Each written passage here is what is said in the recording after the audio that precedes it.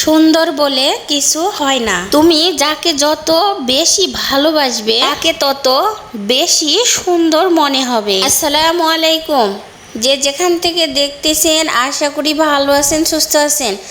আমিও আলহামদুলিল্লাহ ভালো আছি, সুস্থ আছি আপনাদের দোয়ায়। একা একা বসে নিজেকে প্রশ্ন করো, তুমি মরে গেলে কার কি এসে যাবে? যাদের এসে যাবে তাদের খেয়াল রাখো, বাকি সবাইকে ছেড়ে দাও। আর একটা কথা, আপনি যে সৎ একথা সব জায়গায় প্রমাণ করতে যাবেন না। যেখানে সততার কোনো মূল্যই নেই সেখানে আপনি সততা দিয়ে কিছুই করতে পারবেন না। পৃথিবীতে কিছু মেয়ে থাকে তাদের ভাগ্য খুবই খারাপ, তাদের চোখে সব সময় কান্না লেগেই থাকে, তাদের আপন বলতে কেউই থাকে না, সবাই তাদেরকে ব্যবহার করে। সেই মানুষটাই বারবার বোকার মতো বিশ্বাস করে আর বারবার ঠকে যায়। শুধুমাত্র ভদ্রতার খাতিরে আমরা কিছু কিছু মানুষের সাথে যোগাযোগ রাখি, কথা বলি, কিন্তু তারা হয়তো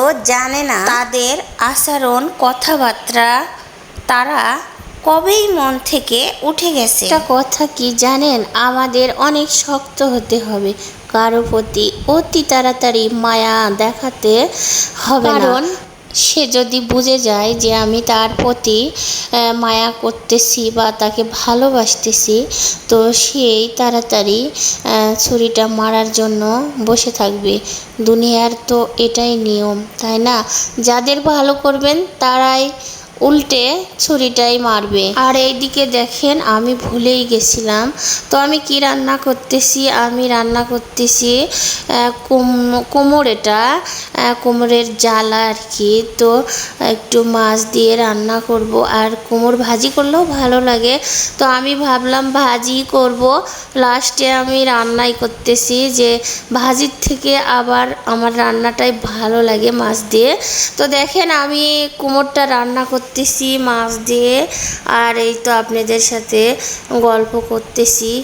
কি করব, একা একা থাকি তো কিছু কথা আপনাদের মাঝে শেয়ার করি, আর করলে ভালো লাগে। তো আমার রান্নাটাও কেমন হয়েছে সবাই বলবেন।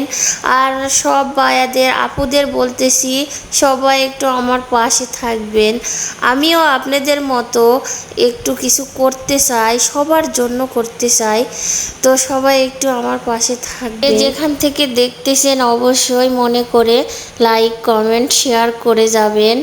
আর এইদিকে দেখেন আমি ঝোল দিয়ে দিছি, আর এগুলো রুই মাছগুলো আমি ভেজে নিয়েছিলাম, সামান্য একটু ঝোল রাখবো। তো সবাই ভালো থাকবেন, আল্লাহ হাফেজ।